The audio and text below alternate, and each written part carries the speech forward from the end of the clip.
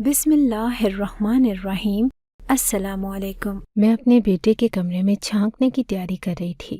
یہ بات بالکل بھی معقول نہ تھی کیونکہ میرا بیٹا شادی شدہ تھا اور یہ رات کا وقت تھا۔ ایسے شادی شدہ جوڑے کے کمرے میں رات کے وقت جھانکنا کوئی بھی معقول بات تو نہیں ہوتی، لیکن میں کیا کرتی؟ میں مجبور تھی۔ یہاں تک مجھے مجبور کر دیا گیا تھا کہ میں اس طرح کا کام کرنے کے لیے تیار ہو گئی۔ مجھے عجیب بھی لگ رہا تھا اور سوچ بھی رہی تھی کہ کہیں کسی ایسی صورتحال میں نہ پھنس جاؤں کہ بعد میں پچھتاتی پھروں یا وہ لوگ مجھے دیکھ نہ لیں۔ لیکن کمرے کے اندر جھانکنے کا انتظام میں نے پہلے ہی کر لیا تھا۔ ان کے کمرے کی کھڑکی کو پہلے سے ہی دوسری طرف سے کھول دیا تھا۔ میں کھڑکی کے پاس گئی اور دھڑکتے دل کے ساتھ ایک نظر کیا جھانکا تو قدموں تلے سے زمین نکل گئی۔ دل اور دماغ میں سارے محلے کی وہ باتیں گونجنے لگی جو میں نظر انداز کرتی آ رہی تھی۔ مجھے کتنے لوگوں نے سمجھایا پر میں نے ان کی بات نہ مانی۔ مجھے کیا پتا تھا کہ مجھے یہ سب کچھ دیکھنے کو ملے گا۔ میں چاہتی تو اپنی آنکھوں پر ہاتھ رکھ لیتی، لیکن جو منظر میں دیکھ رہی تھی اس کو سمجھنے کی خاطر مجھے پورا منظر دیکھنا پڑ گیا اور میں حیران رہ گئی۔ میں نے فوراً اپنی بہو اور بیٹے کو اپنے کمرے میں بلا لیا۔ میں نے اپنے کمرے میں جا کر بیٹے کے نمبر پر فون کیے اور اس سے کہا کہ اپنی بیوی کو لے کر ذرا میرے کمرے میں آؤ۔ جب وہ اپنی بیوی کو کمرے میں لے کر آیا تو تب بھی اس کی بیوی کا سب کچھ۔ میں ایک ماں ہوں، میرا نام صفیہ ہے اور میرے بیٹے علی کے گرد میری دنیا گھومتی تھی۔ علی میری آنکھوں کا تارا تھا، میری دعاؤں کا محور۔ وہ خوبصورت تھا، محنتی تھا اور ہر ماں کی طرح مجھے اس پر بے حد فخر تھا۔ میں نے ہمیشہ اس کے لیے بہترین کا سوچا، اسے خوش رکھنے کی ہر ممکن کوشش کی۔ علی میں ضد ضرور تھی، کبھی کبھار 2 ہفتے مجھ سے بات نہیں کرتا تھا لیکن یہ اس کی شخصیت کا ایک حصہ تھا جو میرے لیے کسی برائی سے کم نہ تھا۔ میری ایک بیٹی بھی تھی جو علی سے 10 سال بڑی تھی۔ میں نے اس کی شادی برسوں پہلے کر دی تھی اور وہ اب بیرون ملک اپنی زندگی بسر کر رہی تھی، لیکن میرا بیٹا وہ میرا سب کچھ تھا۔ میں ہمیشہ سے جانتی تھی کہ اس کی شادی ایک اہم فیصلہ ہوگا۔ پورے خاندان سے رشتے آ رہے تھے، میری بہنیں، دیورانیاں، علی کی پھوپھیاں اور مامیاں سب یہی چاہتی تھی کہ علی ان کی بیٹی کا داماد بنے۔ علی کی کمائی اچھی تھی اور اس کی شکل و صورت بھی دلکش تھی۔ ہر کوئی چاہتا تھا کہ ان کا رشتہ علی کے ساتھ جڑ جائے۔ خاندان کی باتوں نے کبھی میرا دل خوش کیا اور کبھی مجھے پریشان کر دیا۔ علی کی کمائی، اس کے بونس اور اس کی زندگی کے بارے میں سوالات ہمیشہ میرے آس پاس گونجتے رہے۔ میرے شوہر نے ایک دن کہا کہ خاندان میں اتنے سارے رشتے موجود ہیں، تم کسی اچھی سی لڑکی کا انتخاب کر لو۔ میں نے انہیں یقین دلایا کہ علی کی شادی کروں گی، لیکن کس سے کروں گی یہ میں کسی کو نہیں بتاؤں گی، یہ فیصلہ میرا ہوگا۔ علی کی خوشیوں کو مد نظر رکھتے ہوئے میں اکثر اپنے بیٹے علی کے ساتھ گپ شپ میں اس سے پوچھتی تھی کہ وہ اپنی زندگی کے لیے کیسی لڑکی کا خواب دیکھتا ہے۔ وہ ہنستے ہوئے کہتا کہ اسے ایسی لڑکی چاہیے جو خوبصورت، پڑھی لکھی اور ماڈرن ہو۔ علی صاف الفاظ میں کہتا کہ وہ ایسی لڑکیاں پسند نہیں کرتا جیسی مجھے اچھی لگتی ہیں، نیک، معصوم اور گھر سنبھالنے والی۔ میں نے ایک دن اس سے کہا کہ تمہاری بیوی نیک کیوں نہ ہو؟ علی نے فوراً جواب دیا کہ امی، اتنی بھی نیک نہ ہو کہ میں کسی دن اسے پارٹی میں لے جانا چاہوں اور وہ برقع پہن کر کھڑی ہو جائے، کہے کہ میں تو پردہ کرتی ہوں۔ علی کے لہجے میں ایک عجیب سی صاف گوئی تھی جو مجھے کبھی ہنساتی اور کبھی سوچنے پر مجبور کر دیتی۔ اس نے یہ بھی کہا کہ کھانا بنانے کا کیا مسئلہ ہے، آج کل تو کھانے بنے بنائے مل جاتے ہیں، اور اگر نہ بھی ملے تو کھانا بنانے والیوں کی کوئی کمی نہیں، ہم کوئی غریب لوگ نہیں ہیں کہ یہ الفاظ میرے ذہن میں کئی دنوں تک گونجتے رہے۔ وہ کہتا تھا کہ بس مجھے ایسی لڑکی چاہیے جو میرے ساتھ کھڑی ہوئی اچھی لگے، جس کی وجہ سے مجھے کوئی شرمندگی نہ ہو۔ علی کی پسند اور اس کی خواہشات میرے دل میں کہیں گہرائی تک اتر گئی، لیکن شاید میں نے ان پر زیادہ غور نہیں کیا۔ میں نے اپنی نظر میں ایک بہترین لڑکی اس کے لیے منتخب کر لی جو نہ صرف خوبصورت تھی بلکہ میری بھتیجی بھی تھی۔ اس کا نام نمرہ تھا۔ وہ بچپن میں ہی یتیم ہو گئی تھی اور دوسروں کے رحم و کرم پر پرورش پائی تھی، شاید اسی لیے مجھے اس کے لیے خاص ہمدردی تھی۔ نمرہ بہت معصوم تھی، اخلاق سے بھرپور اور گھریلو کام کاج میں ماہر۔ وہ ایک ایسی لڑکی تھی جسے میں ہمیشہ اپنی بہو کے روپ میں دیکھنا چاہتی تھی۔ نمرہ کی زندگی جدوجہد سے بھری ہوئی تھی اور اس کے والدین کا سایہ اس کے سر سے جلد ہی اٹھ گیا، اور اس کی تعلیم تقریباً نہ ہونے کے برابر تھی۔ شاید اسے اپنا نام لکھنا بھی نہ آتا ہو، لیکن یہ باتیں میرے لیے زیادہ اہم نہ تھی۔ میرے لیے اہم یہ تھا کہ وہ خوبصورت تھی، کھانا بنانے میں ماہر تھی اور گھر کو سنبھالنے کی صلاحیت رکھتی تھی۔ اس کی معصومیت اور سلیقہ مندی مجھے ہمیشہ سے متاثر کرتی۔ مجھے معلوم تھا کہ علی کی خواہشات کچھ اور تھیں۔ وہ ایک ماڈرن، پڑھی لکھی اور آزاد خیال لڑکی کا خواہش مند تھا، لیکن میں نے اپنی ماں کی محبت اور ساس بننے کے جذبات کو ترجیح دی۔ علی کی فرمائشیں میرے ذہن کے کسی گوشے میں رہ گئیں اور میں نے یہ فیصلہ کیا کہ میری بہو نمرہ ہی ہوگی۔ نمرہ کے مقابلے میں خاندان کی باقی لڑکیاں بہت مختلف تھیں۔ وہ زیادہ تر فیشن اور میک اپ میں مصروف رہتی اور اپنے گھریلو فرائض سے بے پرواہ نظر آتی۔ ان کی دلچسپیاں زیادہ تر ظاہری چیزوں تک محدود تھیں اور مجھے ان میں اپنی بہو کی جھلک کہیں بھی نظر نہیں آتی تھی۔ میرے لیے بہو کا مطلب صرف خوبصورتی نہیں تھا، بلکہ ایک ایسی لڑکی تھی جو گھر کو سنوار سکے، اخلاق کی اقدار کو سمجھ سکے اور خاندان کے لیے باعث عزت بنے۔ یہی سوچتے ہوئے میں نے نمرہ کے ساتھ علی کا رشتہ طے کر دیا۔ مجھے یقین تھا کہ علی وقت کے ساتھ اسے سمجھ جائے گا اور اس کی خوبیاں دیکھ کر خوش ہو جائے گا۔ میں نے علی سے اس موضوع پر زیادہ بات نہیں کی کیونکہ مجھے معلوم تھا کہ شاید وہ میرے فیصلے سے خوش نہ ہو، لیکن میں نے یہ سب کچھ ایک ماں کی حیثیت سے کیا تھا، اپنے بیٹے کے بہتر مستقبل کے لیے۔ نمرہ کے بارے میں میرا فیصلہ دل سے تھا۔ میں نے اپنے بیٹے کے لیے ایک ایسی زندگی کی بنیاد رکھنے کی کوشش کی تھی جس میں وہ خوش رہے، چاہے شروع میں اسے میری بات سمجھنے میں وقت لگے۔ میں نے اپنے شوہر سے بھی اس فیصلے پر بات کی اور وہ بھی میرے فیصلے سے متفق تھے۔ ان کا کہنا تھا کہ نمرہ جیسی لڑکی ہمارے خاندان کے لیے باعث فخر ہوگی۔ میرا دل مطمئن تھا، لیکن کہیں نہ کہیں علی کی باتیں میرے دماغ میں گونجتی تھی۔ وہ کہتا کہ وہ اپنی بیوی کے ساتھ ہر جگہ جانا چاہتا ہے، چاہے وہ کسی پارٹی ہو یا کسی دوست کی تقریب۔ علی کی پسند کے درمیان ایک واضح فرق تھا، لیکن میں نے ماں بن کر اپنی بات کو ترجیح دی۔ میرے دل میں نمرہ کے لیے ایک نرم گوشہ تھا جو شاید کسی اور کے لیے نہ تھا۔ مجھے یقین تھا کہ علی وقت کے ساتھ میری بات کو سمجھ جائے گا اور نمرہ کو اپنائے گا۔ جب میں نے یہ بات علی کو بتائی تو اس دن میری طبیعت تھوڑی خراب تھی۔ صبح سے ہی مجھے کافی عجیب لگ رہا تھا۔ جیسے ہی میں نے اسے یہ بات بتائی، میرا سر چکرانے لگا۔ اس نے کہا کہ میں اپنے رشتہ پہ پکا کر دیا اور مجھے بتایا بھی نہیں۔ میں تو نمرہ کے بارے میں ابھی وہ کچھ بول رہا تھا کہ میرا سر چکرا گیا۔ مجھے فوراً ڈاکٹر کے پاس لے جایا گیا اور ڈاکٹر نے کہا کہ ان کا بلڈ پریشر بہت ہائی ہے۔ آپ نے ان کے اثرات ایسی کوئی بات نہیں کرنی جس سے ان کے سر پر بوجھ پڑے یا ان کو غصہ آئے یا کوئی ٹینشن ہو، نہیں تو پھر ان کو بلڈ پریشر کی گولی کھانی پڑے گی اور گولیوں پہ لگنا پڑے گا۔ میرا بیٹا ہی مجھے ساتھ لے کر گیا تھا۔ اس نے ڈاکٹر سے کہا کہ ہم ان کو کوئی ٹینشن نہیں دیں گے۔ جب میں واپس آئی تو میری طبیعت نمرہ کے ساتھ میں نے تمہارا رشتہ پکا کر دیا، تمہیں کوئی مسئلہ تو نہیں بیٹا؟ تو اس نے 2 پل سوچا اور اس کے بعد کہنے لگا کہ نہیں امی، مجھے کوئی مسئلہ نہیں ہے۔ یہ سن کر مجھے اتنی خوشی ہوئی کہ میری بگڑی ہوئی طبیعت بھی ٹھیک ہو گئی۔ میں اپنے بیٹے کو یہ تسلی دینا چاہتی تھی کہ بیٹا وہ بہت معصوم ہے اور ہر حال میں ایڈجسٹ ہونے والی لڑکی ہے، ایڈجسٹ ہو جائے گی۔ لیکن یہ تو میں اسے تب سمجھاتی جب وہ کہتا کہ مجھے نمرہ سے شادی نہیں کرنی، یا آپ نے میرے سے پوچھے بغیر رشتہ کیوں طے کر دیا؟ اس نے تو فوراً قبول کر لیا، اس لیے میں نے اس کو کوئی بھی تسلی نہ دی تھی۔ یہ سب کچھ کرتے ہوئے میں نے ایک بات کو ذہن میں رکھا کہ میں اپنے بیٹے کی خوشیوں کے لیے اپنی طرف سے سب کچھ کر رہی ہوں۔ شاید میں نے اس کی خواہشات کو اتنی اہمیت نہ دی ہو جتنی دینی چاہیے تھی، لیکن میرا ارادہ ہمیشہ نیک تھا۔ مجھے یقین تھا کہ نمرہ جیسی لڑکی علی کی زندگی میں خوشیوں کا سبب بنے گی اور میرے خاندان کو عزت بخشے گی۔ یہ فیصلہ میرے لیے آسان نہ تھا، لیکن میں نے دل کی گہرائیوں سے یہ امید رکھی کہ یہ رشتہ علی کی زندگی میں خوشیوں کا آغاز بنے گا۔ فیصلہ آسان اس لیے نہیں تھا کیونکہ دوسری طرف جو لڑکیاں تھیں وہ نمرہ سے زیادہ ماڈرن بھی تھی، پڑھی لکھی ہوئی تھی اور ان کے ماں باپ دونوں حیات تھے، اور شاید وہ اپنے ساتھ لاکھوں کا جہیز بھی لے کر آتی۔ ہمارے خاندان میں جہیز دینے اور دلانے کا بہت رواج تھا۔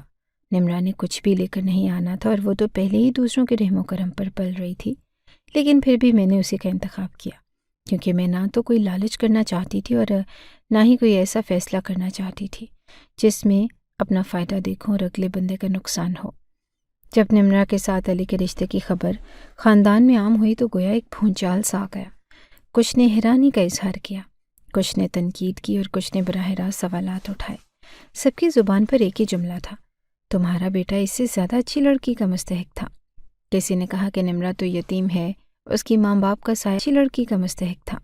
کسی نے کہا کہ نمرہ تو یتیم ہے، اس کی ماں باپ کا سایہ اس کے بچپن میں ہی چھن گیا، اس کی پرورش ویسی نہیں ہوئی جیسی ہونی چاہیے تھی۔ کیا تمہیں یقین ہے کہ وہ تمہارے گھر کو سنبھال پائے گی؟ کچھ رشتہ داروں نے باتوں کو بڑھا چڑھا کر کہا، یہ فیصلہ تو تمہارے خاندان کا حشر بگاڑ دے گا۔ میں یہ سب کچھ سنتی رہی، لیکن میرے دل میں ذرا بھی تذبذب پیدا نہ ہوا۔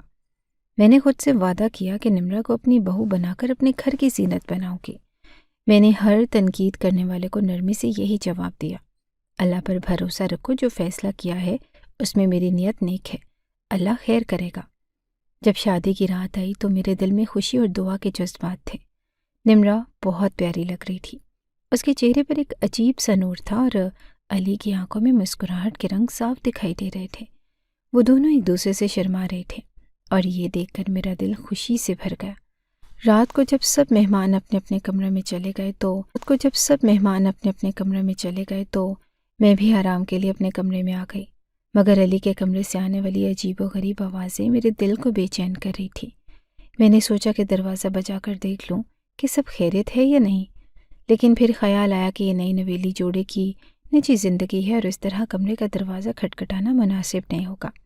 میں نے خود کو سمجھایا کہ شاید یہ میرے وہم میں ہے اور دعا کرتے ہوئے سو گئی۔ صبح ہوئی تو علی اور نمرہ کے چہروں پر خوشی کے آثار دیکھ کر میری تمام بے چینی ختم ہو گئی۔ علی کی آنکھوں میں ایک عجیب سی چمک تھی اور نمرہ کے چہرے پر خوشی کے رنگوں کا غلبہ تھا۔ وہ دونوں ایک دوسرے سے شرما رہے تھے، لیکن ان کی خوشی کسی بھی بات سے واضح ہو رہی تھی۔ میں دل ہی دل میں مطمئن ہو گئی کہ میرا فیصلہ صحیح تھا۔ میرے گھر کی بنیادیں مضبوط ہو گئی تھی اور میرا یقین مزید پختہ ہو گیا کہ یہ رشتہ میرے بیٹے اور میرے خاندان کے لیے باعث برکت ہوگا۔ علی شروع سے ہی میرا لاڈلا تھا، لوگ میری ہر بات ماننے کو تیار تھا۔ میری خوشی، میری صحت اور میرے سکون کو وہ اپنی اولین ترجیح سمجھتا۔ علی کے اس رویے نے مجھے کبھی مغرور نہیں ہونے دیا، بلکہ میں اللہ کا شکر ادا کرتی رہی کہ اس نے مجھے ایسا فرما بردار بیٹا دیا۔ میں نے علی کو سمجھایا کہ شادی کے بعد بیوی کا خیال رکھنا ایک شوہر کی ذمہ داری ہوتی ہے۔ علی نے مسکراتے ہوئے کہا کہ امی، آپ جو کہیں گی ویسا ہی ہوگا، لیکن آپ کی خوشی اور صحت سے زیادہ میرے لیے کچھ اہم نہیں ہے۔ اس کے یہ الفاظ میرے دل کو خوشی سے بھر دیتے تھے۔ ایک دن میں نے علی سے مذاقاً کہا کہ بیٹا، جیسے تم مجھ سے 2 ہفتے ناراض رہتے ہو، کیا تم اپنی بیوی سے بھی ایسے ہی ناراض ہو جایا کرو گے؟ علی ہنستے ہوئے کہنے لگا کہ امی، میری بیوی تو بڑی معصوم ہے، اگر میں اس سے ناراض ہو گیا تو وہ تو منانا بھی نہیں جانتی ہوگی۔ ہم دونوں اس بات پر ہنسنے لگے۔ پھر میں نے سنجیدگی سے کہا کہ بیٹا، جب عورت ناراض ہوتی ہے تو وہ مناتی نہیں بلکہ مرد کو ہی منانا پڑتا ہے۔ چاہے کہ امی، میں آپ کی تربیت کو کبھی بھلا نہیں سکتا۔ آپ نے مجھے جس طرح سے بڑا کیا، میں کسی کے گھر سے آئی ہوئی بیٹی کے ساتھ کبھی برا نہیں کروں گا۔ اس کے یہ الفاظ سن کر مجھے اس پر مزید فخر محسوس ہوا۔ نمرہ اور علی کی شادی کے بعد میرے گھر کا ماحول بالکل بدل گیا۔ علی نمرہ کا بہت خیال رکھنے لگا۔ اس نے اپنی ذمہ داری کو بخوبی نبھایا اور ہر موقع پر اپنی بیوی کو اہمیت دی۔ نمرہ بھی اپنے سلیقے اور محبت سے گھر کے ہر فرد کا دل جیت رہی تھی۔ علی کا نمرہ کے ساتھ رویہ ایسا تھا جیسے وہ کسی خزانے کو سنبھال رہا ہو۔ وہ اپنی بیوی کو کبھی تنہا محسوس نہیں ہونے دیتا تھا اور ہمیشہ اس کا سہارا بنتا۔ علی کی محبت اور نمرہ کی معصومیت نے میرے گھر کو جنت بنا دیا۔ مجھے اپنی بہو پر فخر تھا، ہر میں اپنی دعاؤں کے اثرات کو اپنی آنکھوں کے سامنے دیکھ رہی تھی۔ اللہ نے میرے فیصلے کو عزت بخشی اور میرے گھر کو خوشیوں سے بھر دیا۔ اب میری سب دعائیں اپنے بیٹے اور بہو کی کامیابی ازدواجی زندگی کے لیے تھی۔ میرے دل میں ایک سکون تھا کہ میں نے جو کیا وہ ٹھیک تھا۔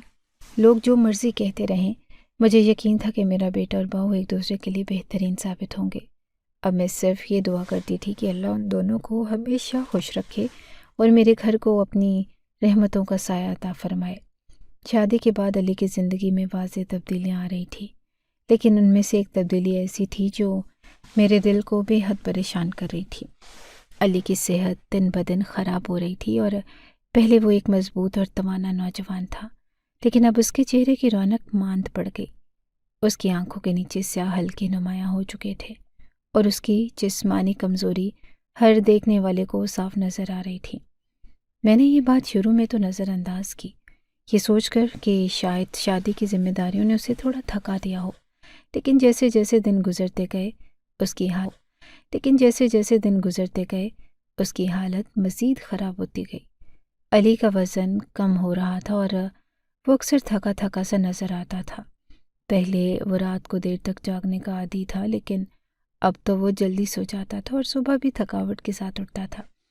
یہ تو طے تھا کہ ہمارے خاندان میں کوئی بھی بات خفیہ نہیں رہ سکتی تھی۔ علی کی صحت کی خرابی کی خبر سب رشتہ داروں تک پہنچ گئی تھی۔ ہر کسی کے پاس اپنی رائے تھی اور اپنی کہانیاں تھیں۔ کچھ لوگ تو کھلے عام کہنے لگے کہ لگتا ہے کہ علی اپنی شادی سے خوش نہیں، تبھی اس کی یہ حالت ہو رہی ہے۔ ایک دن میری ایک قریبی رشتہ دار نے کہہ دیا کہ شادی کے بعد تو لوگ خوش ہو کر وزن بڑھا لیتے ہیں، لیکن تمہارے بیٹے کی تو حالت ہی الٹ گئی، لگتا ہے کہ گھر کا ماحول ٹھیک نہیں ہے۔ یہ باتیں میرے دل کو چیر کر رکھ دیتی، لیکن میں ہمیشہ علی اور نمرہ کا دفاع کرتی تھی۔ میں نے جواب دیا کہ ایسی کوئی بات نہیں، علی اپنی بیوی کے ساتھ بہت خوش ہے اور نمرہ بھی گھر کے ماحول کو تم لوگ میرے گھر آ کر دیکھو، دونوں ایک دوسرے کا کتنا خیال رکھتے ہیں۔ علی کی طبیعت کے بارے میں میری فکر رشتہ داروں کی باتوں سے قطع نظر، میرا دل اندر ہی اندر بے چین تھا۔ علی کی حالت میرے لیے کسی معمہ سے کم نہ تھی۔ ایک ماں کی نظر کبھی غلط نہیں ہوتی۔ میں نے کئی بار علی سے بات کرنے کی کوشش کی کہ آخر مسئلہ کیا ہے، لیکن وہ ہمیشہ بات کو ٹال دیتا۔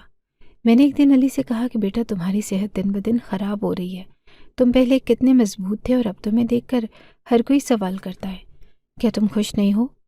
علی نے فوراً جواب دیا کہ امی ایسی کوئی بات نہیں، میں بالکل ٹھیک ہوں، بس شاید کام کا دباؤ زیادہ ہے۔ اور میں نے اس سے کہا کہ علی تمہیں ڈاکٹر کے پاس چلنا چاہیے، ہم تمہارے کچھ بنیادی ٹیسٹ کرواتے ہیں تاکہ پتہ چلے کہ تمہاری کمزوری کی اصل وجہ کیا ہے۔ لیکن علی نے میری بات کو گول مول کر دیا اور کہا کہ آپ فکر نہ کریں، میں خود ہی ٹیسٹ کروا لوں گا، آپ کیوں پریشان ہوتی ہیں؟ دوسری طرف نمرہ کی تھی، وہ ظاہری طور پر تو ٹھیک لگتی تھی، لیکن وہ بہت چپ چپ رہنے لگی۔ شادی کے بعد سے وہ زیادہ بات نہیں کرتی تھی اور اکثر خود میں گم رہتی۔ پہلے میں نے یہ سوچا کہ اس کی فطرت کا حصہ ہے، کیونکہ وہ شروع سے ہی کم گو اور شرمیلی تھی، لیکن اب اس کی خاموشی کچھ زیادہ ہی بڑھ گئی۔ میں نے کئی بار نمرہ کو قریب بلا کر اس سے بات کرنے کی کوشش کی۔ میں نے اس سے پوچھا کہ بیٹی، سب کچھ ٹھیک ہے نا؟ علی تمہارے ساتھ خوش ہے؟ نمرہ ہمیشہ مسکرا کر کہتی کہ جی امی، سب کچھ ٹھیک ہے، علی بہت خیال رکھتے ہیں میرا۔ میرے دل میں ایک خیال آیا کہ شاید علی کو کسی کی نظر لگ گئی ہو۔ لوگ ہمیشہ علی کی تعریف کرتے تھے اور اس کی خوش اخلاقی اور خوش شکل ہونے کی وجہ سے شادی کے بعد علی اور نمرہ کی جوڑی بھی ہر کسی کو بہت پسند آ رہی تھی۔ میں نے یہ سوچ کر گھر میں صدقہ دینا شروع کر دیا اور ہر وقت دعائیں کرتی رہتی تھی کہ اللہ میرے بیٹے کو ہر برائی سے محفوظ رکھے۔ لیکن میری بے چینی بڑھتی جا رہی تھی۔ اگر سب کچھ ٹھیک تھا تو علی کی صحت کیوں خراب؟ میں نے دل میں فیصلہ کیا کہ مجھے اس مسئلے کی جڑ تک پہنچنا ہوگا۔ راتوں کو نیند میری آنکھوں سے کوسوں دور ہو چکی تھی۔ میں علی کے بچپن کے دن یاد کرتی تھی جب وہ ہمیشہ صحت مند اور خوش رہتا تھا۔ اب وہی بیٹا میرے سامنے کمزور ہوتا جا رہا تھا اور میں بے بسی کے عالم میں صرف دیکھ سکتی تھی۔ میں نے دل میں تہیہ کیا کہ چاہے کچھ بھی ہو، میں علی کی صحت کا معمہ حل کر کے رہوں گی۔ مجھے یقین تھا کہ اللہ میری مدد کرے گا اور میں جلد ہی اس مسئلے کی اصل وجہ جان لوں گی۔ یہ بات بھی طے تھی کہ میں کسی کو اپنی پریشانی کا پتہ نہیں چلنے دوں گی۔ علی اور نمرہ کی ازدواجی زندگی کو بچانا میری اولین ترجیح تھی اور میں ہر ممکن کوشش کرنے کے لیے تیار تھی۔ اب میرے دل میں ایک سوال تھا، کیا واقعی علی اور نمرہ کے درمیان سب کچھ ٹھیک تھا، یا کیا اس خاموشی کے پیچھے کوئی ایسا راز چھپا تھا جو میری نظروں سے اوجھل تھا؟ میں نے اپنی دعاؤں اور اللہ پر بھروسے کو اپنا واحد سہارا بنایا اور خود کو اس وقت کے حوالے کر دیا۔ اللہ بہتر کرے گا۔ اچانک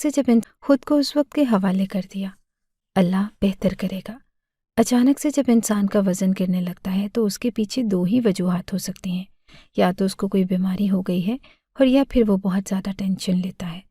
بیمار تو میرا بیٹا تھا نہیں، لیکن اگر اسے کوئی ٹینشن تھی تو وہ بھی تو مجھے نہیں بتا رہا تھا۔ سوچا کہ بہو سے پوچھتی ہوں اور نمرہ سے پوچھا تو اس نے بھی کہا کہ ماں جی ایسی کوئی بات نہیں، اللہ کا شکر ہے۔ نمرہ کی طبیعت خراب ہونے کی خبر نے مجھے بے حد پریشان کر دیا، لیکن جب ہم ڈاکٹر کے پاس گئے اور اس نے یہ خوشخبری دی کہ نمرہ ماں بننے والی ہے تو میری خوشی کا کوئی ٹھکانہ نہ تھا۔ میں نے فوراً اللہ کا شکر ادا کیا اور دل ہی دل میں یہ دعا کی کہ سب کچھ خیریت سے ہو۔ میرے لیے یہ خبر کسی نعمت سے کم نہ تھی۔ گھر پہنچ کر میں نے یہ خوشخبری علی کو بھی سنائی۔ وہ خوش نظر آیا، لیکن اس کی آنکھوں میں کچھ سوچ کی جھلک تھی۔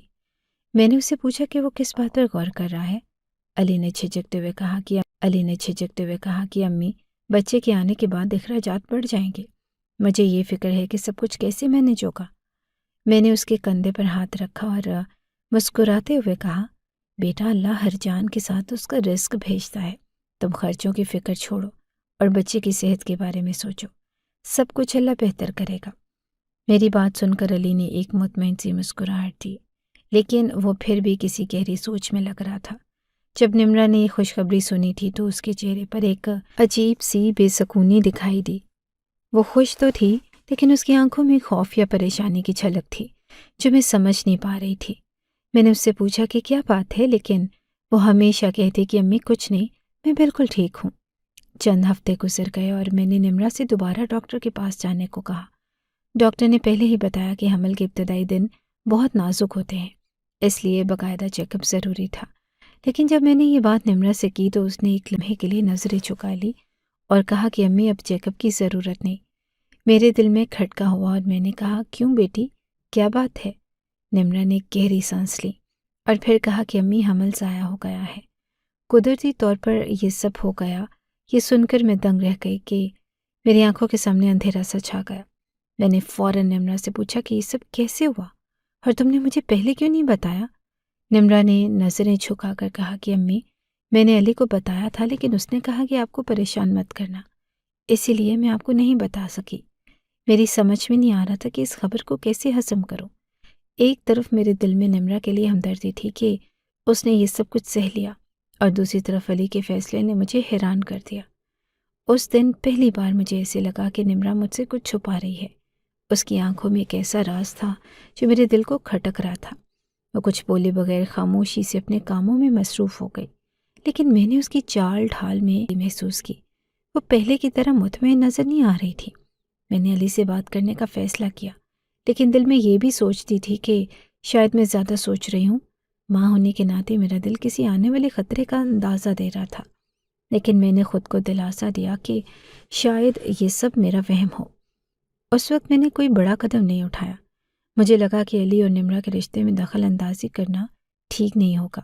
میں نے خود کو سمجھایا کہ اللہ بہتر کرے گا اور وقت کے ساتھ سب ٹھیک ہو جائے گا، لیکن میرے دل کے کسی گوشے میں یہ سوال گونج رہا تھا کہ نمرا واقعی ٹھیک تھی یا کیا علی کے ساتھ سب کچھ ویسا ہی تھا جیسا وہ دکھا رہا تھا۔ ان سوالوں کا جواب میں وقت پر چھوڑ کر خاموش رہی، لیکن دل میں ایک عزم تھا کہ اگر حالات مزید خراب ہوئے تو میں اس راز کی تہ تک ضرور پہنچوں گی۔ گھر میں غم اور پریشانی کا ماحول تھا۔ نمرا کے حمل ضائع ہونے کے بعد ایک عجیب سی خاموشی چھا گئی۔ میں خود کو تسلی دے کر رہی تھی، لیکن دل تھا کہ بار بار کسی انجانے خوف میں مبتلا ہو جاتا۔ انہی دنوں ایک دن جب میں گھر کے صحن میں بیٹھی تھی، ایک مانوس سی آواز نے میرے کانوں میں رس کھولا۔ یہ آواز کسی اور کی نہیں بلکہ اس بوڑھے فقیر کی تھی جو ہماری گلی میں برسوں سے آتا تھا۔ یہ فقیر ہمیشہ بہت کم نظر آتا، شاید 1-2 مہینے میں ایک بار، لیکن جب بھی آتا وہ اپنی مخصوص صدا لگاتا اور لوگ اسے دعائیں لینے کے لیے لپکتے۔ میں اسے اس وقت سے جانتی تھی جب میرا بیٹا علی پیدا ہوا تھا۔ وہ بزرگ تھے، لیکن اس کی دعائیں بڑی اثر والی سمجھی جاتی تھی۔ وہ ہمیشہ مسکراتے اور نرمی سے بات کرتے۔ آج جب میں نے اس کی صدا سنی تو میرا دل بے اختیار چاہا کہ میں اس سے بات کروں۔ میرے دل میں یہ بات بیٹھی تھی کہ صدقہ دینے سے مصیبتیں ٹل جاتی ہیں، اور اس وقت میرے دل میں عجیب سی بے سکونی تھی۔ میں جلدی سے اٹھی، باورچی خانے میں گئی اور ایک پلیٹ میں کھانا نکالا۔ اس میں عجیب سی بے سکونی تھی۔ میں جلدی سے اٹھی، باورچی خانے میں گئی اور ایک پلیٹ میں کھانا نکالا۔ ساتھ ہی میں نے اپنی الماری سے 500 روپے بھی نکالے۔ میرے دل نے کہا کہ یہ صدقہ کر دینا بہتر ہوگا۔ فقیر گھر کے باہر کھڑا تھا۔ میں نے اسے اندر بلایا اور کہا کہ بابا جی یہ کھانا کھا لیں اور یہ 500 روپے بھی رکھ لیں۔ دعا کریں کہ ہمارے گھر کی پریشانیاں ختم ہو جائیں۔ فقیر نے مسکراتے ہوئے کھانا قبول کیا اور شکریہ کے ساتھ روپے بھی لے لیے۔ وہ کھانے کے بعد دعائیں دیتا ہوا جانے لگا، لیکن اچانک رک گیا۔ بابا جی نے پلٹ کر مجھے دیکھا۔ ان کی آنکھوں میں ایک عجیب سی سنجیدگی تھی جو پہلے کبھی نہیں دیکھی تھی۔ وہ بولے کہ بیٹی تمہارے گھر میں بہو آئی ہے نا؟ میں نے حیرانی سے کہا کہ بابا جی ہماری بہو نمرا بڑی اچھی لڑکی ہے، اللہ کا شکر ہے کہ وہ ہمارے گھر آئی ہے۔ یہ سن کر بابا جی نے گہری سانس لی اور بولے کہ بیٹی اپنی بہو کی خیر لیا کرو کہ وہ کیسی ہے۔ میں ایک خاص قسم کی سختی اور گہرائی تھی جو مجھے اندر تک جھنجھوڑ گئی۔ میں نے خود کو سنبھالتے ہوئے کہا کہ بابا جی نمرا تو بہت خوش ہے، ہم نے اسے مہارانی بنا کر رکھا ہوا ہے، میرا بیٹا علی بھی اس کا بہت خیال رکھتا ہے۔ بابا جی نے میری بات سنی لیکن ان کے چہرے پر مطمئن ہونے کے آثار نہ تھے۔ وہ میری طرف گہری نظروں سے دیکھتے رہے اور بولے کہ بیٹی تمہیں لگتا ہے کہ سب ٹھیک ہے، لیکن ایسا نہیں کہ ایک بار اپنی بہو کی اچھی طرح خبر لے لو، اگر کچھ غلط ہوا تو اللہ کا عذاب تمہارے گھر کا مقدر بن جائے گا۔ یہ کہہ کر وہ وہاں سے چلے گئے، لیکن ان کی باتوں نے میرے دل کو جھنجھوڑ کر رکھ دیا۔ میں حیران تھی کہ یہ بزرگ جو ہمیشہ دعائیں دیتے تھے آج کیوں بار بار اللہ کا عذاب کی بات کر رہے تھے۔ ان کے الفاظ میرے کانوں میں گونج رہے تھے۔ میں نمرا کے بارے میں مسلسل سوچنے لگی۔ وہ ہمیشہ کہتی کہ سب ٹھیک ہے، لیکن اس کے چہرے کی خاموشی اور آنکھوں کی گہرائی کچھ اور ہی کہانی سناتی تھی۔ مجھے اس کے الفاظ میں سچائی محسوس ہوتی تھی، لیکن دل میں کہیں نہ کہیں یہ شک پیدا ہو رہا تھا کہ وہ مجھ سے کچھ چھپا رہی ہے۔ بابا جی کی باتوں نے مجھے اس بات پر مجبور کر دیا کہ میں اپنی بہو اور بیٹے پر گہری نظر رکھوں۔ میں نے فیصلہ کیا کہ اب میں اس معاملے میں خاموش نہیں رہوں گی، لیکن میں نے یہ بھی سوچا کہ سیدھا نمرا سے سوال کرنا یا علی سے بات کرنا ٹھیک نہیں ہوگا۔ اگر کچھ مسئلہ ہوا تو شاید وہ مجھ سے کھل کر بات نہ کریں۔ اس لیے میں نے فیصلہ کیا کہ میں حالات کا مشاہدہ کروں گی۔ میں نے گھر کے ہر کونے پر نظر رکھنی شروع کر دی۔ نمرا کے چہرے پر اداسی، علی کی دن بدن بگڑتی صحت اور بابا جی کی باتوں نے میرے دل میں عجیب سی بے چینی پیدا کر دی تھی۔ اگلے دن میں نے علی سے بات کرنے کی کوشش کی۔ میں نے کہا کہ بیٹا نمرا کیسی ہے؟ تم دونوں ٹھیک ہو نا؟ علی نے جلدی سے جواب دیا کہ جی امی سب ٹھیک ہے، نمرا کا بہت خیال رکھتا ہوں۔ اس کے لہجے میں کوئی جھجک نہیں تھی، لیکن اس کے چہرے پر وہ خوشی بھی نہ تھی جو ایک نیا نویلا شادی شدہ شخص کے چہرے پر ہونی چاہیے تھی۔ میں نے یہ محسوس کر لیا تھا کہ کچھ نہ کچھ ضرور غلط ہے، لیکن میں ابھی اس بات کو کھل کر سامنے نہیں لا سکتی تھی۔ مجھے وقت کا انتظار کرنا تھا اور صحیح وقت پر صحیح قدم اٹھانا تھا۔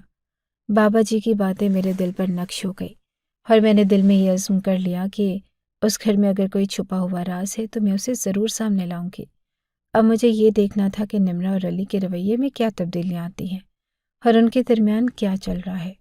وقت ہی وہ کسوٹی تھا جس پر میں سب کچھ جان سکتی تھی۔ رات کا وقت تھا اور گھر پر ایک عجیب سی خاموشی چھائی تھی۔ میرے دل میں بار بار بابا جی کی باتیں گونج رہی تھی جو انہوں نے چند دن پہلے کہی تھی۔ نمرا کے رویے میں بھی کچھ ایسا تھا جو میرے دل کو مطمئن نہیں کر پا رہا تھا۔ اس کا خاموش رہنا، ہر بات پر فوراً ہاں کہنا اور کبھی اپنے دل کی بات نہ کرنا میرے لیے کیا نشان تھا۔ میں نے خود کو قائل کیا کہ شاید میں اپنے بیٹے علی اور بہو نمرا کے کمرے میں جھانک کر ہی کچھ پتہ لگا سکوں۔ میں جانتی تھی کہ یہ مناسب عمل نہیں تھا، لیکن میرے دل کی بے چینی بڑھتی جا رہی تھی۔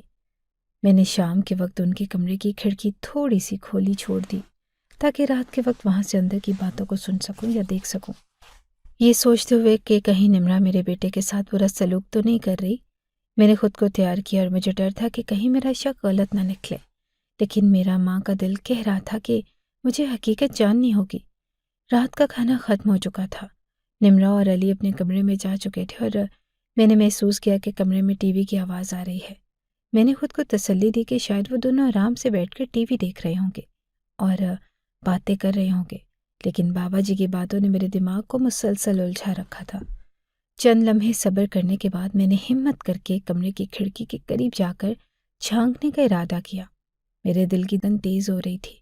جب میں نے کھڑکی سے اندر جھانکا تو سامنے کا منظر دیکھ کر میرا دل دہل گیا۔ علی جو میرا اکلوتا بیٹا تھا نمرا پر چلا رہا تھا۔ اس کے الفاظ انتہائی تلخ اور ناگوار تھے۔ وہ بار بار نمرا کو جاہل عورت، پاگل عورت کہہ کر تذلیل کر رہا تھا۔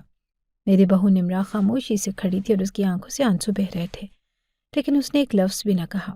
علی غصے میں پاگل ہو رہا تھا اور مجھے سمجھ نہیں آ رہا تھا کہ وہ اتنا غصہ کیوں کر رہا ہے۔ میں نے دیکھا کہ علی نے نہ صرف چلا کر اس کی بے عزتی کی بلکہ اس پر ہاتھ بھی اٹھایا۔ اس وقت میرا دل ایسا محسوس ہوا جیسے کسی نے اسے مٹھی میں جکڑ لیا ہو۔ میں نے کبھی سوچا بھی نہیں تھا کہ میرا بیٹا اس حد تک جا سکتا ہے۔ ٹی وی کی آواز اس قدر بلند تھی کہ کمرے سے باہر ان کی لڑائی کی آواز نہیں آ رہی تھی۔ میں ہمیشہ سمجھتی کہ وہ دونوں کمرے میں بیٹھ کر ساتھ میں ٹی وی دیکھتے ہیں اور ایک دوسرے کے ساتھ خوش وقت گزارتے ہیں، لیکن حقیقت اس کے برعکس تھی۔ یہ منظر دیکھ کر میرا دل لرز اٹھا۔ نمرا جو حزن کو سہ رہی تھی اور کسی سے کچھ نہیں کہہ رہی تھی۔ میں نے سوچا کہ وہ شاید اس لیے چپ ہے کہ وہ اپنی عزت اور گھر کو بچانا چاہتی ہے، یا شاید وہ یہ سمجھتی ہو کہ اگر وہ کچھ بولے گی تو بات مزید بگڑ جائے گی۔ میں چپ چاپ وہاں سے ہٹ گئی اور اپنے کمرے میں واپس آ گئی۔ میری آنکھوں میں آنسو تھے اور میرے دل میں عجیب سی کشمکش شروع ہو گئی۔ میں سوچ رہی تھی کہ میں نے اپنی زندگی میں کہاں غلطی کی کہ میرا بیٹا اتنا بدتمیز اور ظالم ہو گیا۔ میں نے اسے ہمیشہ نرمی اور محبت سے لوگوں کے ساتھ پیش آنے کی تعلیم دی تھی، پھر آج وہ اپنی بیوی کے ساتھ اس طرح کیوں پیش آیا؟ رات بھر میں سو نہ سکی۔ میرا دماغ بار بار یہ سوچ رہا تھا کہ نمرا نے کبھی مجھ سے شکایت کیوں نہ کی؟ کیا وہ مجھ سے ڈرتی تھی یا وہ سوچتی تھی کہ میں اپنے بیٹے کا ساتھ دوں گی؟ میرے لیے یہ سب سوالات بہت تکلیف دہ تھے۔ میں نے یہ بھی سوچا کہ علی کیوں ایسا کر رہا تھا؟ کیا وہ کسی پریشانی میں مبتلا تھا، یا وہ خود اتنا بے حس ہو چکا تھا کہ اسے یہ بھی احساس نہیں تھا کہ اس کی بیوی کے جذبات کیا ہیں؟ میرے دل میں یہ نہیں تھا کہ اس کی بیوی کے جذبات کیا ہیں۔ میرے دل میں یہ عزم پیدا ہو چکا تھا کہ میں اب خاموش نہیں رہوں گی۔ مجھے اپنے بیٹے سے بات کرنی ہوگی اور اس سے پوچھنا ہوگا کہ وہ نمرا کے ساتھ ایسا کیوں کر رہا ہے۔ لیکن میں یہ بھی جانتی تھی کہ علی سے بات کرنے سے پہلے مجھے ایک حکمت عملی بنانی ہوگی تاکہ میں اس مسئلے کو سنبھال سکوں۔ میں نے یہ بھی فیصلہ کیا کہ نمرا سے بات کر کے اسے اعتماد میں لوں گی اور اس کی اصل حالت جاننے کی کوشش کروں گی۔ اگر نمرا نے مجھ پر اعتماد کیا تو شاید ہم دونوں مل کر علی کو سمجھا سکیں، لیکن اگر نمرا خاموش رہی تو مجھے خود علی کو صحیح اور غلط کا احساس دلانا ہوگا۔ اس رات میرے لیے سب سے بڑا امتحان یہ تھا کہ میں ایک ماں ہوتے ہوئے اپنے بیٹے کے غلط رویے کا سامنا کیسے کروں؟ کیا میں اپنی محبت اور جذبات کو ایک طرف رکھ کر اس سے سوال کر سکوں گی، یا میں ایک بہو کے لیے اپنی ماں کی حیثیت کو قربان کر دوں گی؟ یہ سب سوالات میرے دل اور دماغ پر بوجھ بنے رہے، لیکن میں جانتی تھی کہ لیے مزید تکلیف دہ ہو سکتی تھی اور میں یہ کبھی برداشت نہیں کر سکتی تھی۔ یہ رات میری زندگی کی ان راتوں میں سے تھی جو ہمیشہ کے لیے میرے دل پر نقش ہو گئی۔ اس رات نے مجھے یہ سبق دیا کہ خاموش رہنے سے مسائل حل نہیں ہوتے، بلکہ کبھی کبھی بولنا اور صحیح وقت پر صحیح قدم اٹھانا ضروری ہوتا ہے۔ اگلے دن میں نے نمرا سے بات کرنے کا ارادہ کیا۔ اس کے ساتھ وقت گزارنے کے بہانے میں نے اسے چائے بنانے کے لیے کہا اور کچن میں جا کر اس کے ساتھ بات چیت شروع کر دی۔ اس دن میرے دل میں وہ منظر بار بار گھوم رہا تھا جو میں نے رات کو کھڑکی سے جھانک کر دیکھا۔ نمرا کو دیکھتے ہی مجھے اس کے چہرے پر اداسی اور بے بسی نظر آئی۔ جب میں نے اس سے پوچھا کہ بیٹی تم خوش تو ہو، سب کچھ ٹھیک چل رہا ہے نا، تو حسب معمول اس نے دھیرے سے کہا کہ جی امی سب ٹھیک ہے۔ لیکن اس بار میں نے اس کے جھوٹ پر پردہ ڈالنے کی اجازت نہ دی۔ میں نے اس کے ہاتھ تھامے اور کہا کہ نمرا بیٹی، مجھے سب کچھ پتہ ہے۔ رات میں نے تم دونوں کو کمرے میں دیکھا اور سنا، اب مجھے حقیقت بتاؤ۔ یہ سن کر نمرا کے ضبط کا بندھن ٹوٹ گیا۔ وہ پھوٹ پھوٹ کر رونے لگی۔ اس کے آنسو جیسے اس کے دل کو بوجھ کو بیان کر رہے تھے۔ روتے ہوئے اس نے کہا کہ امی جب سے میری شادی ہوئی ہے میری زندگی جہنم بن گئی ہے۔ علی نے پہلے دن سے ہی میرے ساتھ ایسا رویہ رکھا جیسے میں کوئی بوجھ ہوں۔ نمرا نے بتایا کہ علی اکثر اسے جاہل کوار کہہ کر بلاتا تھا۔ امی، شادی کی پہلی رات ہی اس نے کہا کہ اس نے مجھے اپنی ماں کے لیے قبول کیا، ورنہ وہ مجھے کبھی اپنی زندگی میں جگہ نہ دیتا۔ دن رات وہ مجھ پر غصہ نکالتا ہے اور باہر کی پریشانیاں گھر لا کر مجھ پر ڈال دیتا ہے۔ اس نے کبھی مجھ سے نرمی سے بات نہیں کی، وہ صرف آپ کے سامنے اچھا بننے کا ڈرامہ کرتا ہے۔ یہ سن کر میرا دل ٹوٹ گیا۔ میں نے ہمیشہ اپنے بیٹے کو ایک مہربان اور سمجھدار انسان سمجھا، لیکن اس کی یہ حقیقت میرے لیے ناقابل یقین تھی۔ نمرا نے مزید بتایا کہ علی ٹی وی کی آواز اونچی کر دیتا ہے تاکہ جھگڑے کی آواز باہر نہ جائے، اور رات بھر اسے بے عزتی کا سامنا کرنا پڑتا ہے۔ امی، میں نے کبھی آپ کو شکایت نہیں کی کیونکہ علی نے مجھے منع کر رکھا تھا۔ وہ کہتا تھا کہ آپ کو کچھ بتایا تو وہ مجھے اور بھی زیادہ ستائے گا۔ یہ سن کر میرا دل کانپ اٹھا۔ نمرا کی آنکھوں میں وہ خوف اور بے بسی صاف جھلک رہی تھی، لیکن سب سے زیادہ تکلیف دہ بات یہ تھی کہ جب اس نے کہا کہ امی، علی نے سگریٹ اور شراب بھی شروع کر دی ہے۔ ان بری عادتوں کی وجہ سے ان کی صحت خراب ہو رہی ہے اور وہ مجھ پر اس کا غصہ نکالتے ہیں۔ اس رات میں نے علی سے بات کرنے کا ارادہ کیا۔ میں نے سوچا کہ اس معاملے کو سنجیدگی سے لینا ہوگا۔ شام کو جب علی گھر آیا تو میں نے اسے اپنے کمرے میں بلایا۔ میں نے کہا کہ بیٹا مجھے تم سے ضروری بات کرنی ہے۔ وہ حیرانی سے میری طرف دیکھنے لگا۔ میں نے سیدھا کہا کہ علی میں نے کل رات سب کچھ اپنی آنکھوں سے دیکھا اور اپنے کانوں سے سنا۔ تم نمرہ کے ساتھ ایسا سلوک کیوں کرتے ہو؟ علی نے نظریں جھکا لی اور کوئی جواب نہ دیا۔ میں نے اپنی بات جاری رکھتے ہوئے کہا کہ تم نے نمرہ کو اپنی زندگی میں قبول کیا ہے تو اس کو عزت دو۔ وہ تمہاری بیوی ہے اور تمہاری ساتھی ہے، نہ کہ کوئی غلام۔ یہ سب کیا ہو رہا ہے؟ تب علی نے دھیرے سے کہا کہ امی میں مانتا ہوں کہ میں غلط ہوں، میں نمرہ کے ساتھ اچھا رویہ نہیں رکھ سکا۔ شروع سے ہی میں اس پر غصہ نکالتا رہا ہوں، لیکن میں اپنے دل کی حالت آپ کو کیسے بتاؤں؟ علی نے بتایا کہ وہ اپنی نوکری کی وجہ سے شدید دباؤ میں ہے، وہ تنخواہ سے مطمئن نہیں ہے اور گھر کے اخراجات پورے کرنا اس کے لیے مشکل ہو رہا ہے۔ اس کی پریشانیوں نے اسے سگریٹ اور شراب کی لت میں ڈال دیا۔ امی ڈاکٹر نے مجھے خبردار کیا ہے کہ اگر میں نے یہ سب نہ چھوڑا تو میری صحت مزید خراب ہو جائے گی۔ میں نے اسے سمجھایا کہ بیٹا یہ سب بہانے ہیں، زندگی میں مشکلات سب کے ساتھ ہوتی ہیں، لیکن یہ تم پر منحصر ہے کہ تم ان کا سامنا کیسے کرتے ہو۔ نمرہ تمہاری مدد کے لیے ہے اور اسے تمہارا سہارا بننا چاہیے، نہ کہ تمہاری پریشانیوں کا نشانہ۔ میرے الفاظ نے علی کو سوچنے پر مجبور کر دیا۔ اس نے کہا کہ امی میں اپنی غلطیوں کا اعتراف کرتا ہوں۔ مجھے نمرہ سے معافی مانگنی ہوگی۔ میں وعدہ کرتا ہوں کہ میں سب کچھ ٹھیک کر دوں گا۔ میں اپنی بری عادتیں چھوڑ دوں گا اور نمرہ کے ساتھ اچھا سلوک کروں گا۔ اگلے دن علی نے نمرہ سے معافی مانگی۔ اس نے اپنی غلطیوں کو تسلیم کیا اور وعدہ کیا کہ وہ سب کچھ بدل دے گا۔ اس نے سگریٹ اور شراب چھوڑ دی اور نمرہ کے ساتھ محبت اور عزت سے پیش آنے لگا۔ نمرہ کے چہرے پر مسکراہٹ واپس آنے لگی اور علی کی صحت بھی دن بدن بہتر ہونے لگی۔ علی کے بدلاؤ نے میرے دل کو سکون دیا۔ میں نے محسوس کیا کہ کبھی کبھی بچوں کو صحیح راستہ دکھانے کے لیے سخت قدم اٹھانا ضروری ہوتا ہے۔ نمرہ اب خوش تھی اور علی بھی اپنے آپ کو بہتر محسوس کر رہا تھا۔ میرا گھر دوبارہ خوشیوں سے بھر گیا۔ یہ واقعہ میرے لیے ایک سبق تھا کہ ہمیں اپنے بچوں کی زندگی میں وقتاً فوقتاً جھانکنا چاہیے تاکہ ان کے مسائل کو سمجھ سکیں اور ان کی مدد کر سکیں۔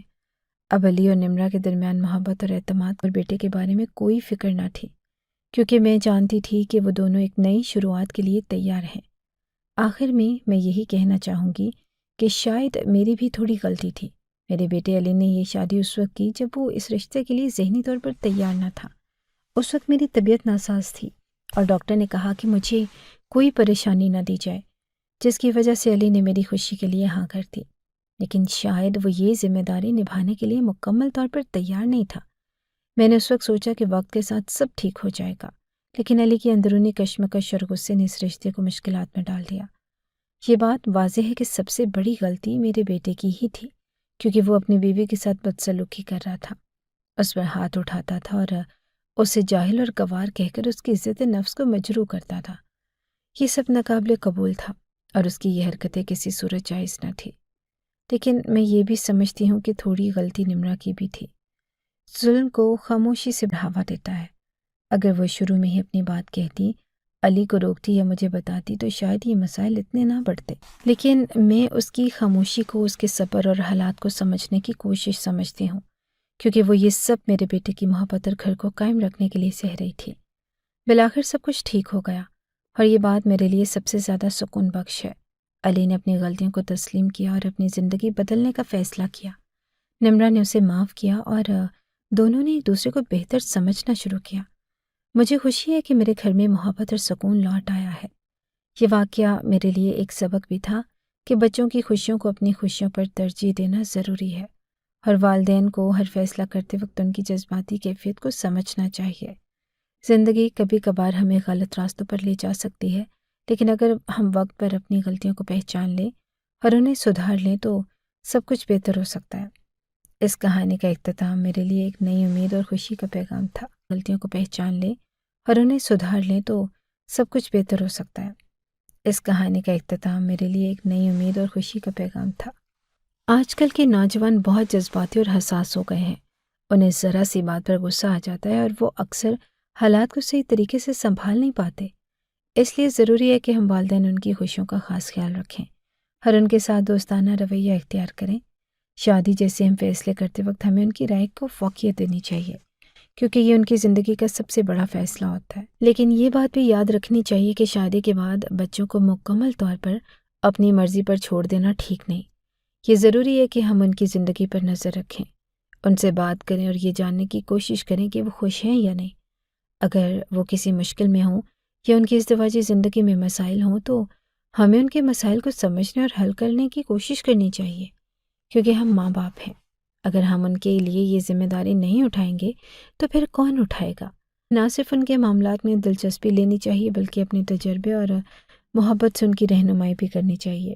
بچوں کو یہ احساس دلانا ضروری ہے کہ وہ کسی بھی مشکل وقت میں ہم پر بھروسہ کر سکتے ہیں۔ ان کی خوشیاں ہماری خوشیاں ہیں اور ان کے دکھ ہمارے دل کا درد ہیں۔ اگر ہم وقت پر ان کے مسائل کو سمجھیں اور ان کے ساتھ کھڑے ہوں تو ان کی زندگیاں بھی آسان ہو سکتی ہیں اور ہمارا رشتہ بھی مضبوط ہوگا۔ آج کی دنیا میں جہاں ہر کوئی اپنی پریشانیوں میں الجھا ہوا ہے، وہاں والدین کا کردار اور زیادہ اہم ہو جاتا ہے۔ ہمیں نہ صرف اپنی اولاد کے لیے دعا گو رہنا چاہیے۔ اگر آپ کو ہماری یہ کہانی اچھی لگی ہے تو ہماری کہانی کو لائک کیجیے اور اس طرح کی مزید کہانیاں سننے کے لیے ہمارے چینل کو سبسکرائب کیجیے۔ کہانی سننے کا شکریہ۔ آپ سے ملاقات ہوگی اگلی ویڈیو میں، تب تک کے لیے اللہ حافظ۔